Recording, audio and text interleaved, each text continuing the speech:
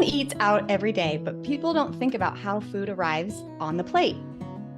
This is Grounded, and I'm Lauren Mitchell.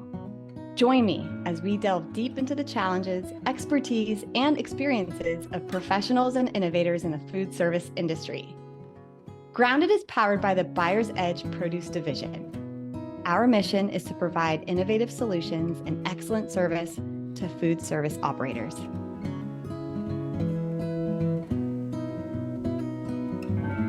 Today's guest is someone that has been referred to me over and over again. He's held various regional and corporate operations positions with the Cheesecake Factory, specifically in the past 18 years, and opened over 120 restaurants with the brand, including overseeing all restaurants in Kuwait, Saudi Arabia, and Dubai. It's fascinating. His job was to deliver delicious, memorable food and to exceed guests' expectations while delivering quality, balanced profit. Senior Vice President of Culinary and Supply Chain currently at Walk-On's Sports Bistreaux, where he's been for about 9 years. Mike Turner, welcome to the show. Thanks for having me. I'm so excited to be able to spend the next 45 minutes or so getting to talk to you. I am too. And having a time to speak with you before this call, I've gotten to know truly the variety of experience you've had. And I kind of want to start there because there is so much to be learned from each brand, just given the unique, not only ingredients that you're touching and supporting, but also just the culture and the styles. So taking us back to your time with Cheesecake Factory, how could you sum up your experience there and part of what your role involved, as well as, some of the things that you still stuck with you professionally today as far as what you apply? Yeah, I would love to answer that question because that was, I started with Cheesecake Factory early on in the evolution of who they were. They went public around 92 or 93. I joined in 1995. They were just starting to grow. I like to explain that portion of my life is going to the Harvard University of restaurants.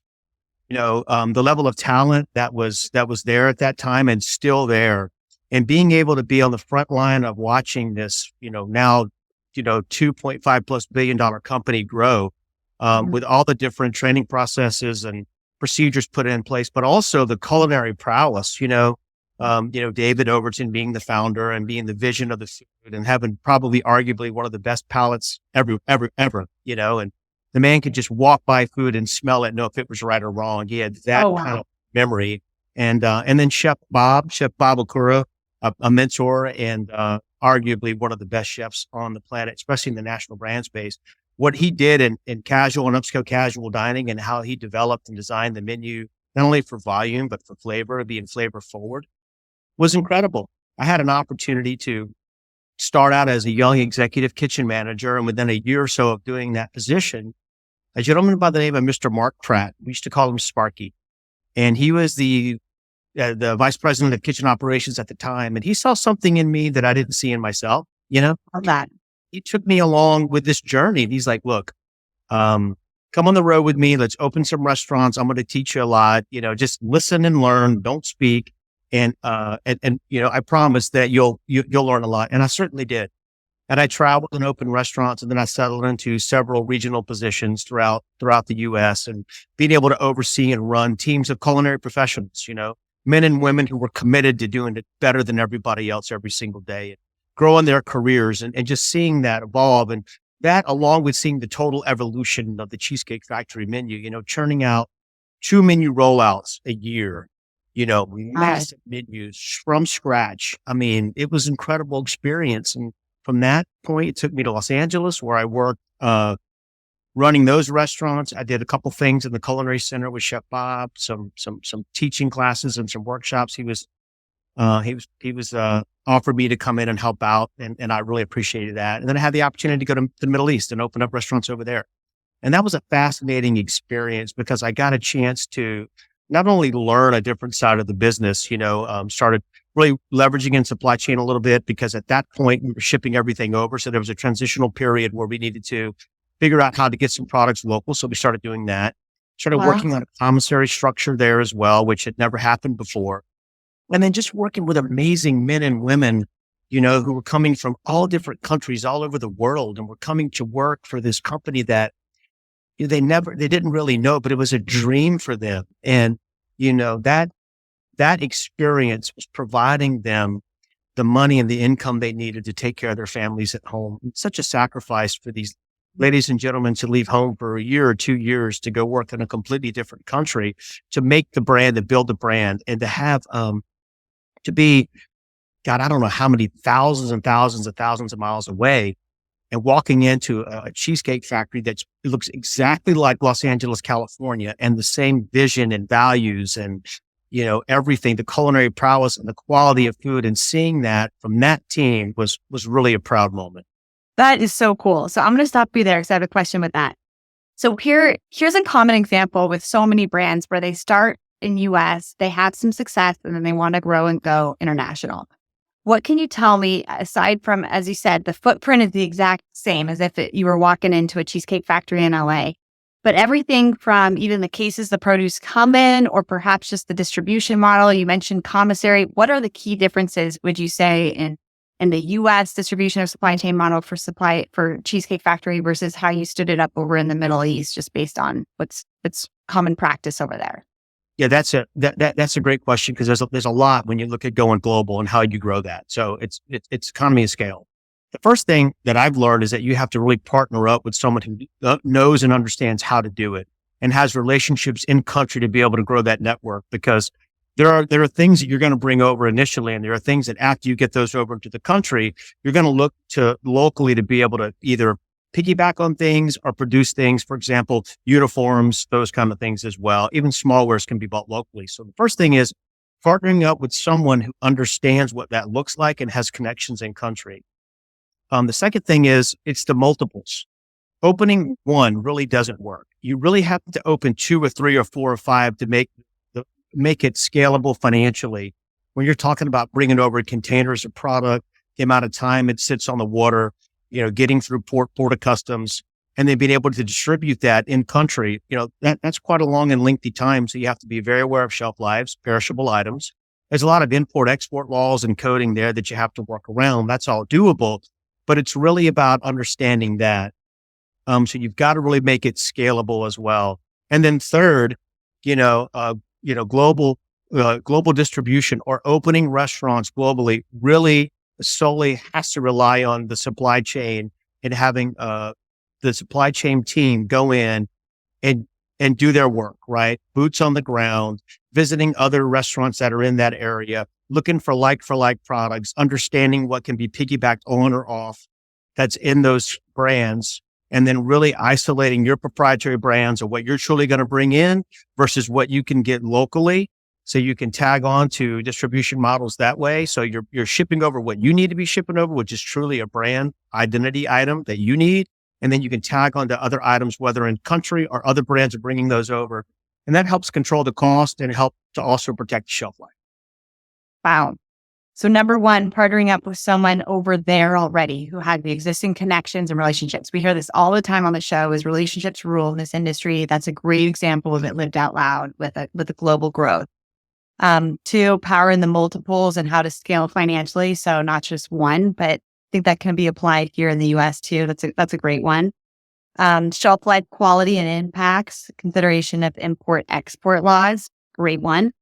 And then just sending a supply chain team, or even imagine food safety experts out ahead of time to kind of find the like ingredients and keeping up the brand integrity in terms of products over there. Thank you. Those were fantastic. So I'm going to take us away from Cheesecake Factory for a minute and over to Dave & Buster's, another brand that you've had some time with. Tell me what specifically did you do with Dave & Buster's, and what are some of the learnings that you have now looking back on that time? That was a fun time too, because I was able to jump on with Dave & Buster's early on. They had like 5 restaurants, and, Wow. and back then it was, Dave & Buster actually were in the restaurants every day. They were very much involved. And, Dave ran the vending side and the whole fun side, and Buster was the food guy. And it's, I don't know if you know their story, but Dave had a amusement thing, and Buster had a restaurant. They decided to just partner up and do a Dave & Buster's. But No, that's Buster, so cool. yeah, and Buster had also worked with Fridays, TGI Fridays. So that style of cooking, that methodology that came from TGI Fridays he brought with him, they were a very culinary driven company. Everything was made from scratch. So not only did you have, at that time where you're doing $100 to $120,000 a week in food sales, you also had the murder mystery dinner theater. Okay. So you had all of that. So you're feeding 200 people in the showroom. And then you had private parties going on around the outside of the gaming. And then you had the restaurant inside. So on a Friday or Saturday night, you've got a banquet chef, an assistant banquet chef rolling on a party of 200. You've got him also overseeing all the different private parties that are going on. And now, by the way, you're kicking out, $15, $20, $25,000 on a Friday night out of the window with tickets. You would sell food to an expo, and the expo would garnish everything, and it would go. That experience taught me, a higher level of scratch cooking at that time. How to multitask and manage certain areas within the restaurant and oversee a larger, staff of chefs. And it taught me volume. Really taught me volume. How to handle volume. Just day after day after week of doing this high volume. So I really got conditioned to that pace early on in my career and conditioned to that kind of volume and kind of speed of doing things, which I think I've continued to carry on over the years. So you're currently with Walk-On's Sports Bistreaux, and I'm super excited to talk about this brand. For those that aren't familiar, it was founded by Brandon Landry, an actual walk-on to the LSU baseball team. And researching about this brand, it's truly built on passion, tradition, its desire to serve the communities, of course, but really kind of the hometown hospitality. So I wanted to travel through these different brands so that you can understand how Mike has applied all of this to his current position and role with Walk-Ons and kind of hear about some of the exciting things they have going on there. So how would you define your key principle to drive decision-making right now for Walk-Ons, and as it pertains to your current role, and maybe just kind of describe what your current position is there and what you're involved with on the day-to-day? Love to. I've worn multiple hats, here with the company. I started out in culinary and training, and then I moved into culinary operations and restaurant operations for a while. And then I had the chance to, go into culinary R&D and supply chain, maybe about 6 years ago. And then, currently I am the senior vice president of culinary and beverage. We're actually transitioning supply chain this week to someone who's joined our team, and she is amazing and incredible, and she's going to take us to the next phase and the next level. Awesome. So I've had a chance to do several things, but on the supply chain side, we worked very hard and very diligent to build a program that we're proud of here that's based on partnerships, leveraging our volume, telling our story, and partnering up with partners that have integrity. Every decision we make is going to be based on quality and integrity, and does it fit into our vision and our values of who we are? So that was an important thing early on, and being able to grow these relationships. I started with Walk-On when we had 4 restaurants. And so I was able to really meet the local vendors here that Brandon had partnered up with. And then as we continued to grow and add different levels of leadership, continue some of those relationships here locally, but also expand those relationships to other partners nationally to build what we think and feel is one of the best networks in the country. So how many restaurants currently? I know it's somewhere just shy of 100. We have 80 restaurants currently. We've just closed our last restaurant. Not closed. We just opened our last restaurant in LaPorte, Texas. So we finished off the year with 13 restaurants this year.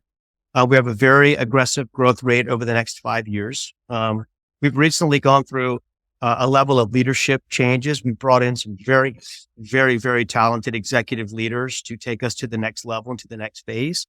We've partnered up with 10 Point Capital out of Atlanta, which is the best private equity partner you could ever have, that really allow the executive team and the leadership team to be able to do the things they need to do to continue to protect the brand and grow the brand, smart, maintaining quality, maintaining consistency, being able to invest in the proper technology to continue to make us successful.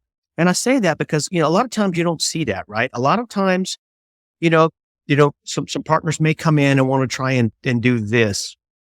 Everyone that we brought in to this team has bought into our mission and our vision and our values, and it continues to really leverage in on the quality, especially on the culinary side and our food and what we're buying and how we're procuring, along with, who we're hiring, and continuing that walk-on's way to really enhance who we are and where we're going. And that's what's got me the most excited. This has been the love of my life being here. When you leave a company like I was at before with such a rich culture and such strong leadership and talent, it's hard to ever find that again. I was lucky to find it again here, and be a part of this as it continues to grow, a small part of this as it continues to grow. That's awesome. So I've been looking a lot about restaurant trends for what was predicted for 23 and did it pan out? And then also what they're predicting to be kind of the key trends for 24. Now, this is different than the ingredients. Those are also fun to look at too, what items are trending as far as flavor and that. But, one of the things is just about restaurant growth and the strategy to drive decisions into new sites. So some brands have multiple brands underneath their umbrella, and they're looking at some of the co-branding footprints to kind of optimize their distribution profile by bringing some of the concepts together within the same, strip center area, for an example. Other concepts, Ghost Kitchen is kind of a different thing, but they're more just relying on third-party apps. But with that kind of becomes a new space inside the restaurant that's required for the cooking for that certain menu that's now lifted on the apps. That is different from the one that you're looking at when you sit down. Talk to me about the growth strategy for Walk-On Sports Bistreaux and where you kind of live and pitch your tent. Is it strictly focused on the in-restaurant dining experience? What are the other options that you guys are plugged into as far as ensuring that you maximize your space and profit? Yeah, that's a great question. We, prior to COVID, we were maybe, 9.5 to 10% to go sales. Like everyone during COVID, we were, 25 or 30%. And we've been able to manage, about 12% to go sales currently. So 1 PD, 3 PD, and we've recently brought in an addition to that team as well, really working on our loyalty app and really leveraging that to be able to get off-premise sales. We know that off-premise sales in 2024 is a major focus of ours. And it's one of our goals for next year's. How do we continue to grow our off-premise through different varying networks? And we've invested a lot financially in growing that. With the technology of different screens, our packaging, we've leveraged heavily on buying the best packaging that we can and making sure that it travels, because we want guests to get that true experience. The way we build our food to go, makes it very easy for guests to get home and not have to figure out how it's supposed to be. So we worked on that as well. We've looked at a limited menu of to-go items. We just know certain things may not travel well. So we want to make sure that we don't put something out there that's not going to get to a guest's home. It's not going to be a great representation of who we are as a brand. We've leveraged very heavily on our party platter menu or our tailgate menu, so we can offer larger offerings, whether it be boxed lunches for offices at a really good price point, selling quart containers of our, crawfish etouffee and our, chicken and sausage gumbo or our red beans, where they're just, delicious, right? True Louisiana cuisine. Or just larger versions of our menu that you can take back to your office or to a private party as well. Inside the four walls, based on our current design. And again, the design team here has done a phenomenal job with the new heart of the house and front of the house blueprint, is also building out an elevated to-go room and a to-go space where we can really, embody that experience with dedicated parking and line of sight into the parking lot and be able to service those guests coming in and out. But we're going to continue to keep churning inside the four walls. We are 5 to 6 million AUVs right now. Of that is 75% food sales. So it's a big task to be able to kick that amount of food or execute that amount of food out of the kitchen. And we're going to continue to keep leveraging that. So for 2024, we're going to grow our existing to go and off-premise sales. Our goal is to get to 20%. We're going to continue to maintain our volumes in-house. We've invested heavily in technology to be able to do that and to educate and train, our teammates. And then, looking at how can we continue to capture 1 PD, 3 PD, off-premise sales to go sales by changing our design to be able to make it a little bit more user-friendly for guests who want to come in and pick something up in our restaurants. Fantastic. All right, let's talk a little bit more about just food service and restaurant industry as a whole, taking a step back from walk-ons and just from your perspective in general. What do you believe to be the greatest need in the food service industry today? Oh, honesty. Like what we look for is, partnering up with someone who has integrity. I mentioned that before, but being able to have honest, candid conversations and being able to hold each other accountable and equal, and being able to, to know and negotiate where the money is, but also having some disclosure with that as well.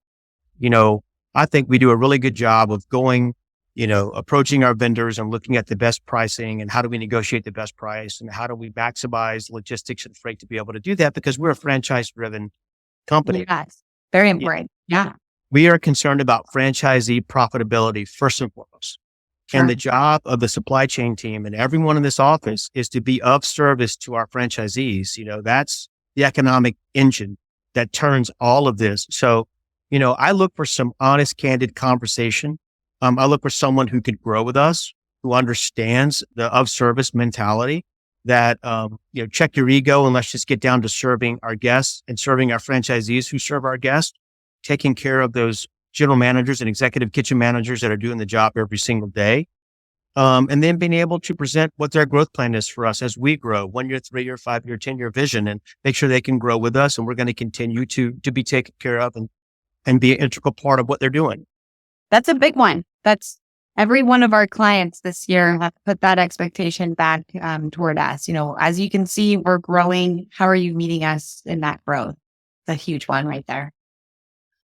Okay, how about looking back from when you started your career, so pre-Cheesecake, even Dave & Buster's, to today, what do you believe to be the greatest improvement within the supply chain industry? I would say probably technology. Yeah. And the ability to see, through, here, we leverage very heavily in technology and information. The team here, whether it be reading the WASDE report every month, you're looking at the consumer price index and the CPI and the impacts of inflation. Comtel, we went in early on with a relationship with Comtel to look at futures and forecasting models so we can tell the story. The old days, you had to rely on someone to give you that information. Now we can go on, we can click on, we can go on to Ernaberry, we can look at the forecasting models for the next 4 or 5 months and make some really smart strategic decisions based on the menu and the menu design. Companies like Aerostream, partnering up with Aerostream and being able to track inbound trucks, are the buyers, purchasing the right amount of product to maximize our freight as it travels into the opcos and the distribution centers. And then, weekly calls with our top 5 vendors and looking at information. So, with our broadline partner, we're on the phone, every Friday and we go through all the 8 or 9 opcos that we have. And we're looking at our top 50. Our top 50 really control a majority of our cost, especially for our franchisees. And we're looking at what the impacts are week over week, opco to opco to see what the freight efficiencies are. And if we can do a better job. And then looking at what's coming in the following week on how those POs are cut and what that impact may be to our franchisees as well. So I would say technology has been massive and huge for us. Yeah, I am big fans of the gentlemen over at Aerostream. They have an incredible team there. Jeff Dorr has said an awesome outfit, and I'm glad you brought them up. But you're right, access to technology, visibility into cost, that's huge. And setting up some of those, that same cadence every single week to look at costs and how it's changing, and the reports too. It's very, very powerful.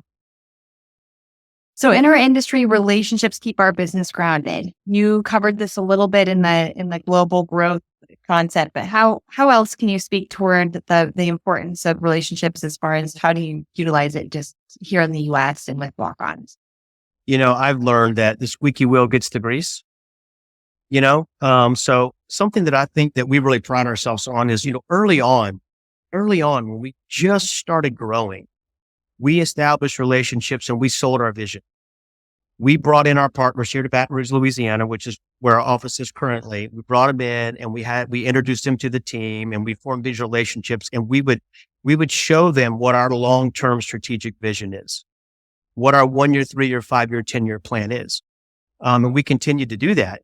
When we got into, COVID and all those places, because of the relationships that we have with our vendors and because of the belief they had that we're going to continue to grow and that we're going to be a 500 unit chain in the next 7 years, and we've continued to open restaurants and grow year over year over year. We got what we needed, and we continue to get what we need because of the relationship that we've had and the honesty and the candor, and also showing them our vision and our growth. What we do every quarter is we get on a call with all of our vendors and we do a state of the union, and we talk about where we're going, what we're doing, what our sales trends are. And oh, by the way, don't forget us. We're continuing to open, grow, and do these things. And because of that, they're truly invested in us as a brand. Yeah. There's a synergy between us. They get us, they get the walk-on's underdog mentality, which is what we are. A walk-on is an underdog. Everybody who works in this office is an underdog. Every lady and gentleman that work, every teammate that work in our restaurants is an underdog. And everyone has that underdog story, that underdog mentality. And people resonate with that. They understand that. And I think it makes us attractable as a partner. We also, and very important for us, is our job is to protect our vendors like our franchisees. We're the liaison between both of them. So, our job is to make sure that we're, holding our vendor accountable. We're setting expectation and standards, but we're also selling and telling their story. And we're doing the same thing with our franchisee, and being able to meet in the middle and understand and then be of service to both sides so we can all prosper. Yes. Excellent. And what you're speaking to as far as the quarterly updates, that it's so cool when brands do that. We had one with Potbelly in this last quarter, and listening to them about their vision and their goals, and it truly invests the suppliers in the mission and the values of their brand. So I'm a big advocate of those. I think that's great that you guys take the time to do that. All right. So those of us in supply chain, but specifically in fresh produce management, there's a ton of just rush, hustle, and really challenges. We have to problem solve all the time.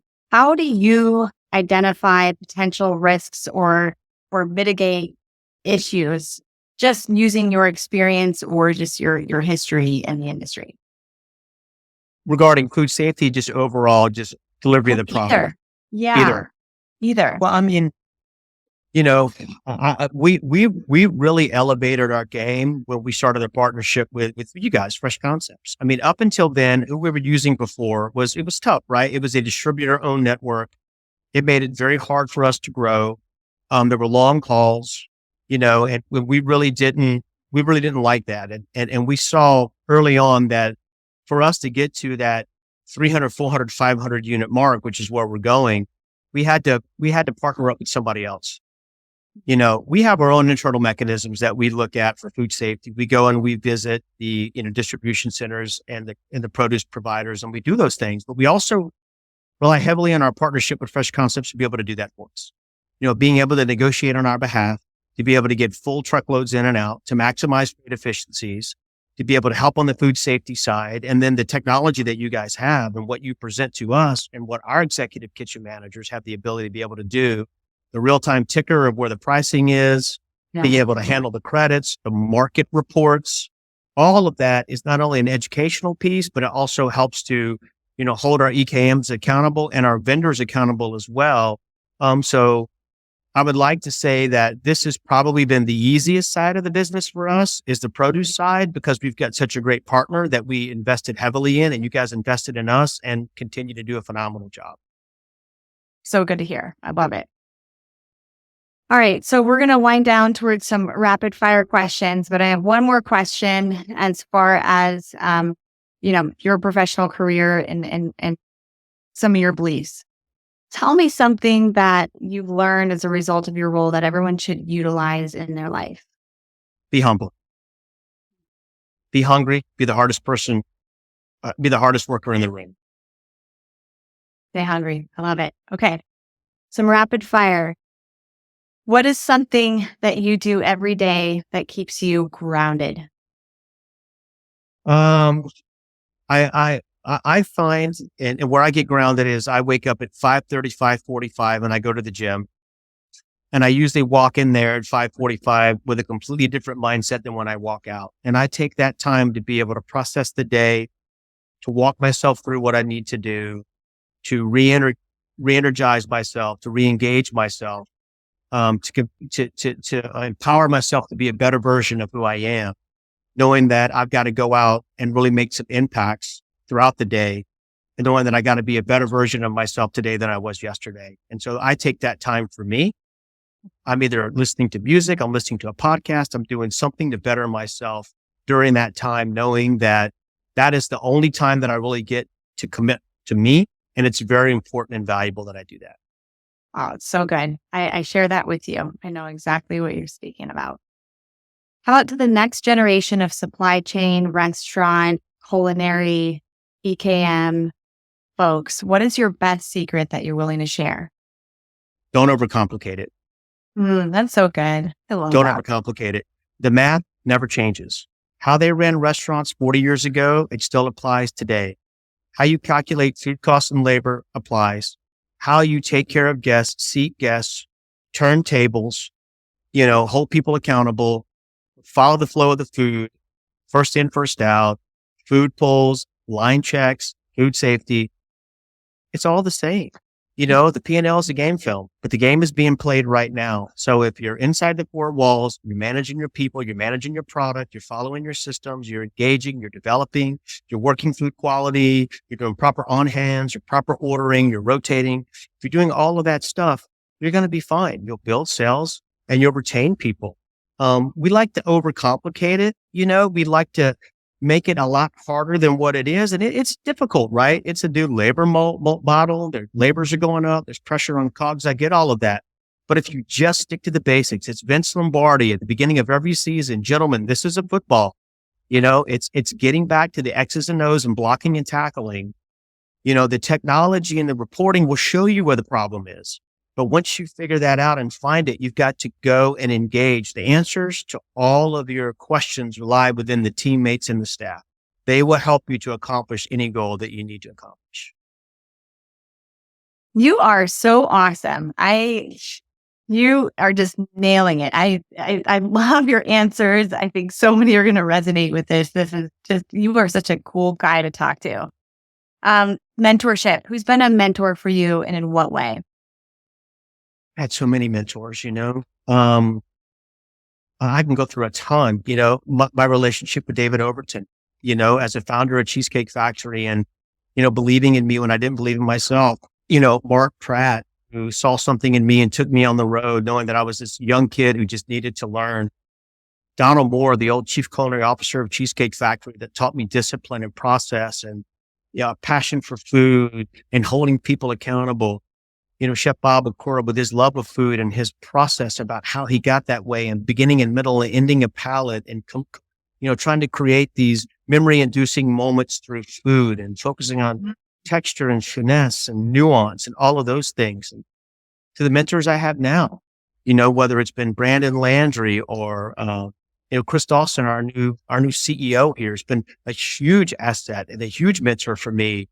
Really teaching me how to get to the next level and transition to another level of volume and execution. So I'm not the smartest guy in the world by far. I'm a person that's been very blessed to have a lot of mentors in my life that invested in me early on and saw something in me I didn't see in myself and continued to take me on the journey with them. So I've been very blessed by being surrounded by hundreds of mentors throughout my life. Don't overcomplicate it. Be honest and how to take your restaurant to the next level. This has been such a wonderful conversation. How about if someone wants to get a hold of you to ask you specific questions? You've given some great information here. Do you have LinkedIn or how do you prefer we send guests to connect with you? LinkedIn would be perfect. Yeah, on my LinkedIn profile would be awesome. We'll include that in the show notes. Mike Turner, thank you so much for your time today. Thank you guys so much. Have a great day. And that wraps up another episode. We have covered a lot of ground today. Thank you for joining. For show notes and our most updated market report, visit us at groundedthepod.com. Grounded is powered by the Buyer's Edge Produce Division. Our mission is to provide innovative solutions and excellent service to food service operators by leveraging technology, talent, and an insatiable appetite to improve.